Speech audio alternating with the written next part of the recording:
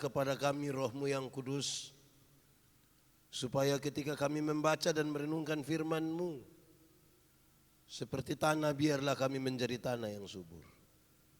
Ketika benih-benih firman Tuhan ditaburkan bagi kami, biarlah akan bertumbuh dan berbuah dalam hidup kami, yang kemudian kami pakai itu dalam kehidupan pribadi, keluarga, persekutuan sepanjang kami ada di dunia ini. Jauhkanlah semua penggoda pencobaan dan biarlah di dalam damai-Mu kami belajar firman Tuhan. Terima kasih Tuhan, kami rindu pada firman-Mu. Berfirmanlah bagi kami, di dalam nama Yesus firman yang hidup itu kami berdoa. Amin. Bapak Ibu Saudara-saudara yang dikasihi dalam Tuhan Yesus, tema kita hari ini adalah berbeda untuk saling melengkapi. Pembacaannya terambil dari surat Filipi pasal 2 ayat 1 sampai ayat yang ke-11. Filipi pasal 2 ayat 1 sampai ayat yang ke-11. Sejemput jemaat Tuhan berdiri. Nasihat supaya bersatu dan merendahkan diri seperti Kristus. Jadi karena dalam Kristus ada nasihat, ada penghiburan kasih, ada persekutuan roh, ada kasih mesra dan belas kasihan. Karena itu sempurnakanlah sukacitaku dengan ini. Hendaklah kamu sehati sepikir dalam satu kasih, satu jiwa, satu tujuan. Dengan tidak mencari kepentingan sendiri atau puji-pujian yang sia-sia. Sebaliknya hendaklah dengan rendah hati yang seorang menganggap yang lain lebih utama daripada dirinya sendiri. Dan janganlah tiap-tiap orang hanya memperhatikan kepentingannya sendiri, tetapi kepentingan orang lain juga. Hendaklah kamu dalam hidupmu bersama menaruh pikiran dan perasaan yang terdapat juga dalam Kristus Yesus, yang walaupun dalam rupa Allah tidak menganggap kesetaraan dengan Allah itu sebagai milik yang harus dipertahankan, melainkan telah mengosongkan dirinya sendiri dan mengambil rupa seorang hamba dan menjadi sama dengan manusia. Dan dalam keadaan sebagai manusia ia telah merendahkan dirinya dan taat sampai mati, bahkan sampai mati di kayu salib. Itulah sebabnya Allah sangat meninggikan dia dan mengaruniakan kepadanya nama di atas segala nama, supaya dalam nama Yesus bertekuk lutut segala yang ada di langit dan yang ada di atas bumi dan yang ada di bawah bumi, dan segala lidah mengaku Yesus Kristus adalah Tuhan, bagi kemuliaan Allah Bapa. Demikian firman Tuhan. Silakan duduk. Berbahagialah setiap orang yang mendengar firman, memelihara dan melakukan di dalam hidup setiap hari. Shalom. Sekali lagi shalom. Bapak Ibu, berbeda untuk saling melengkapi. Di bagian pertama saya ingin menyampaikan kepada kita dua perbedaan. Ada banyak perbedaan, tapi saya kelompokkan dia dalam dua perbedaan ini. Yang pertama, saudara-saudara, memang di fakta kosmis kita menemukan bahwa segala sesuatu itu berbeda. Ada kanan, ada kiri, ada atas, ada bawah, ada panas, ada dingin, ada ribut, ada diam, ada merah, ada putih. Berbeda. Fakta kosmis di mana manusia ini hidup, Tuhan membentuk dari awal. Segala sesuatu itu berbeda, bukan untuk dirinya sendiri. Tetapi dalam perbedaan itu kemudian bisa saling melengkapi. Itu pertama. Tetapi yang kedua, saudara-saudara, bahwa di dalam gereja Tuhan, Tuhan memperkenankan kepada kita untuk masing-masing orang mempunyai karunia-karunia. Dan karunia-karunia itu adalah karunia-karunia yang berbeda-beda. Dikelompokkan, ada karunia-karunia motivasi dan ada karunia-karunia manifestasi. Dibutuhkan karunia-karunia itu untuk saling melengkapi. Demi apa? Demi pembangunan tubuh Kristus. Sekali lagi, dalam fakta kosmis dan juga bagi orang-orang percaya yang Tuhan berikan karunia-karunia, pada dasarnya sudah berbeda. Tetapi dengan satu maksud, yaitu melengkapi dan kemudian nama Tuhan dipermuliakan.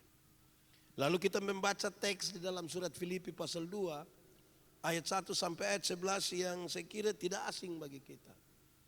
Dengan pernyataan-pernyataan yang luar biasa bahwa kita semua orang-orang percaya ini bersekutu dan disebut sebagai tubuh Kristus. Maka supaya kita saling melengkapi dalam perbedaan-perbedaan tadi, supaya kemuliaan Tuhan di dalam tubuh Kristus itu nyata, maka hanya ada satu kalimat kunci atas. Kalimat kunci itu adalah, hendaklah kamu berpikir seperti Kristus. Harus pikiran Kristus itu ada di dalam kamu. Kalau kita pada dasarnya sudah berbeda, sekaligus juga berbeda di dalam fakta kosmis tadi dan karunia-karunia. Kalau tidak ada pikiran Kristus, perasaan Kristus di dalam hidup kita, kita tidak akan saling melengkapi. Dijelaskan dalam teks tadi dengan sangat baik bahwa kalau kita bertanya pikiran dan perasaan Kristus di dalam tubuh Kristus seperti apa, disampaikan di dalamnya ada nasihat. Kalau orang tidak merendahkan diri, bagaimana dia bisa menerima nasihat? Bahkan penjelasan di bagian-bagian akhir dari teks tadi menjelaskan Yesus Kristus yang adalah Tuhan tidak mempertahankan itu bagi dirinya, tetapi mau merendahkan dirinya menjadi sama dengan manusia. Taat, bahkan taat sampai mati di kayu salib. Kalau kita bicara tentang nasihat, kalau orang tidak mau merendahkan diri, saudara, bagaimanakah dia bisa menerima nasihat? Kalau seorang pendeta tidak merendahkan diri, bagaimana dia menerima nasihat dan masukan? Kalau orang-orang lanjut usia tidak mau merendahkan diri, bagaimana mereka mendengar nasihat? Kalau orang-orang yang bersekutu dalam tubuh Kristus ini tinggi hati semua, bagaimana kita bisa saling menasehati seorang dengan yang lain? Susah sekali. Harus belajar dari Kristus, pikiran dan perasaan Kristus yang merendahkan dirinya supaya memberi telinganya untuk mendengar. Nasihat ini saudara jangan pikir bahwa nasihat itu hanya sekedar nasihat yang datang dari manusia untuk manusia. Tapi kalau orang tidak merendahkan diri, dia menutup hatinya dan menutup telinganya terhadap nasihat dari Tuhan melalui pemberitaan firman Tuhan. Di dalam tubuh Kristus itu, bagi orang-orang yang sudah berbeda-beda dalam karunia-karunia mereka, bukan saja diminta untuk memahami bahwa kamu tahu di dalamnya ada nasihat, tetapi ada penghiburan kasih. Ada penghiburan kasih. Bukan saja penghiburan kasih, persekutuan roh dan belas kasihan. Saya gabung tiga-tiga itu. Penghiburan kasih, persekutuan roh, belas kasihan. Itu tidak bisa tercerai-berai. Penghiburan yang dilakukan di dalam kasih adalah urusan kita, bukan untuk diri kita sendiri, tetapi juga dalam perjumpaan dengan orang lain. Orang yang mengasihi Tuhan tentu akan mengasihi dirinya. Dan orang yang mengasihi dirinya tentu dia akan mengasihi orang lain. Dan karena itu ketika disebutkan penghiburan kasih, karena kita ini ada dalam satu tubuh yang kita sebut sebagai tubuh Kristus, yang disebutkan sebagai tubuh Kristus. Maka kalau ada saudaramu yang sakit, engkau juga ikut sakit bersama-sama. Kalau ada yang terluka, engkau juga terluka bersama-sama dengannya. Sehingga ketika penghiburan itu datang, itu penghiburan yang sungguh-sungguh didasarkan pada kasih. Tanpa kasih saudara, bagaimana kita bisa saling menghibur dengan hati yang tulus untuk memperlengkapi tubuh Kristus. Ada persekutuan roh. Saya berulang-ulang kali mengingatkan kita saudara bahwa Tuhan Allah yang kita sembah itu Tuhan yang kudus, yang suci, yang menyatukan kita dalam roh itu. Roh Tuhan itu, tidak bisa roh manusia ini. Roh itu roh kudus, roh yang suci, yang terang. Yang kudus, suci, terang itu tidak dapat bersatu dengan yang tidak kudus. Yang gelap itu tidak dapat bersatu dengan yang terang. Ini butuh betul-betul kita menjaganya. Supaya kemudian ketika kita berbelas kasihan, itu terjadi karena hal-hal itu. Karena kita tidak sendiri, kita mengasihi Allah, mengasihi diri dan mengasihi sesama. Di dalamnya kita bersekutu di dalam roh yang tidak memisahkan kita, kan dia Roh Kudus itu. Kita menjaga kesucian hidup kita. Ya tentunya belas kasihan itu pasti akan datang. Belas kasihan itu ada. Hati yang berbelas kasihan. Penuh kepekaan terhadap penderitaan orang lain. Dia menyadari bahwa ada hal sebagaimana Tuhan berkorban bagi dia, mati bagi dia, menyerahkan dirinya bagi dia, itu juga yang akan membuat dia tidak punya hati yang terlalu keras untuk berbelas kasihan dengan orang lain. Saudara, mari kita jujur. Dalam persekutuan kita di rumah, dalam jemaat dan seterusnya, mungkin ada hal-hal yang menyakiti kita dan kadang-kadang hati kita menjadi beku. Hati kita menjadi keras. Tidak lagi punya belas kasihan. Kita telah hidup bagi diri kita sendiri. Nah itu soal. Selanjutnya saudara-saudara, dalam pikiran dan perasaan Kristus itulah pembacaan tadi meminta kepada kita sekalian supaya dengan berpikir dan merasa seperti Kristus, perasaan dan pikiran Kristus itu ada, maka tentunya kamu sehati, mesti sehati. Sepikir, satu tujuan. Sehati, sepikir, satu tujuan. Tidak berarti bahwa kepada kita tidak boleh berpikir yang berbeda-beda, bukan. Tetapi dalam pikiran-pikiran yang berbeda-beda itu kita memfokuskan pikiran yang berbeda-beda itu kepada siapa? Kalau kita mengakui bahwa Kristuslah kepala gereja, maka pikiran pendeta yang berbeda dengan pikiran majelis, dengan pikiran jemaat, coba kita periksa ini kita lagi fokus kepada siapa? Kepada pendetanya, kepada majelisnya, atau kepada Tuhan, atau kepada jemaat. Kalau kita sehati sepikir, yang berbeda-beda itu kita fokuskan kepada Tuhan, maka kemuliaan Tuhan yang akan nyata, kemuliaan Tuhan yang akan terjadi dalam tubuh Kristus. Saudara tahu, di sini disebutkan bahwa kerendahan Kristus itu menjadi sebuah contoh yang tidak bisa dielakkan. Itu contoh yang wajib mesti kita ikut sudah. Harga mati sudah itu contoh. Kenapa? Kerendahan hatinya. Kerendahan hatinya itu yang bisa membuat dia seperti itu. Berpikir tentang apa yang menjadi tujuan Allah bagi umat manusia di dalam kasihnya. Kepentingannya hampir-hampir tidak ada. Betul-betul tidak ada. Itu yang kepentingan untuk penyelamatan umat manusia. Dengan demikian setiap orang yang berbeda-beda itu melengkapi di dalam Tuhan. Saling melengkapi di dalam Tuhan. Kemuliaan Allah yang akan dinyatakan. Di dalamnya disebutkan tidak mencari keuntungan diri sendiri. Tidak mencari keuntungan diri sendiri. Bahkan dia berpikir tentang orang lain karena di dalamnya ada belas kasihan. Untuk kepentingan kemuliaan Allah. Penjelasan-penjelasan ini mengarahkan saya dan saudara untuk selanjutnya mengambil sebuah kesimpulan atau mungkin kita merenungkan, menganalisa, memikirkan kembali. Pikiran dan perasaan Kristus itu masih melekat di dalam diri kita atau tidak? Apa yang menjadi tujuan kita dalam persekutuan bersama, dalam perbedaan demi perbedaan. Saudara, pengelolaan terhadap kebersamaan itu di mana kita berbeda satu dengan yang lain. Sekali lagi bukan untuk sebuah keseragaman. Kita terus akan berbeda. Tapi fokus kita kepada apa? Didasarkan kepada apa? Kalau saya ingin ulangi, saya mengatakan fokus kita kepada Tuhan itu didasarkan kepada belas kasihan.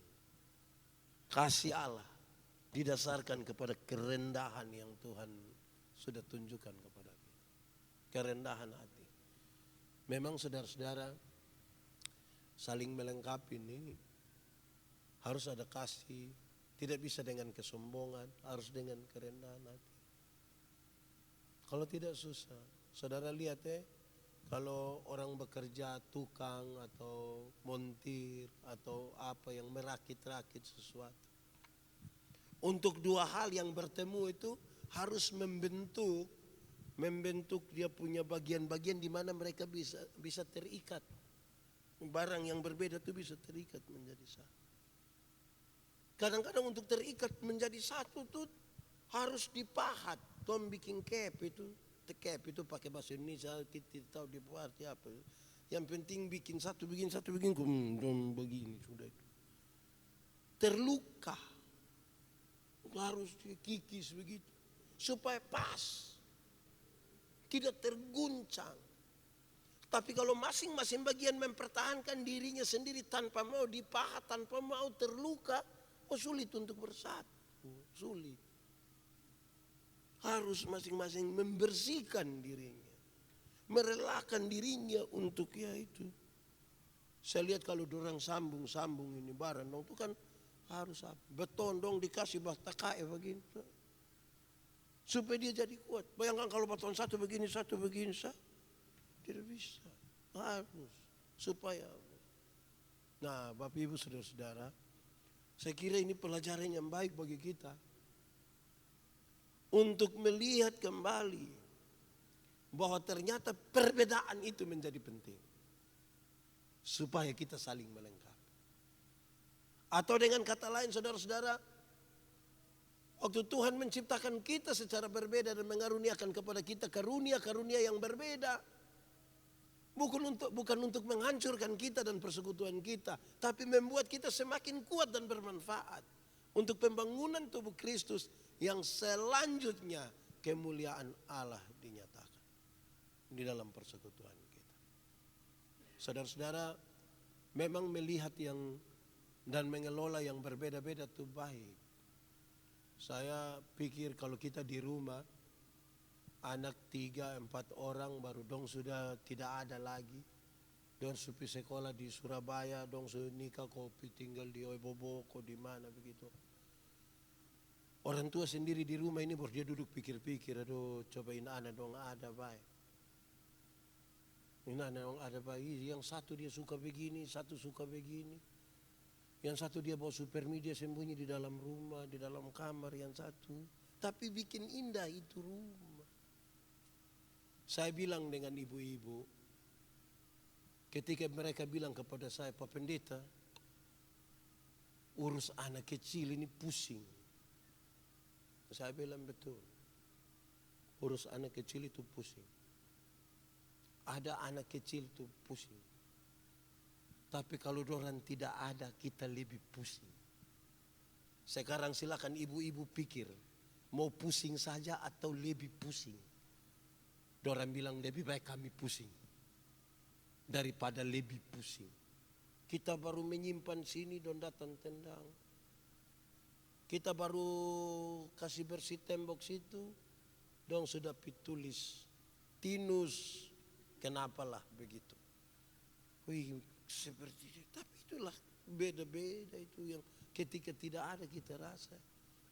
Bapak Ibu saudara-saudara, demikianlah sekarang.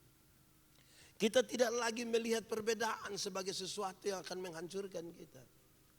Tetapi perbedaan sebagai sebuah kekayaan yang mengikat. Di mana seseorang dalam keterbatasannya dia tidak bisa mengurus semua, Tuhan memperkenankan ada yang berbeda. Dalam ibadah saja saudara lihat, beda-beda tuh.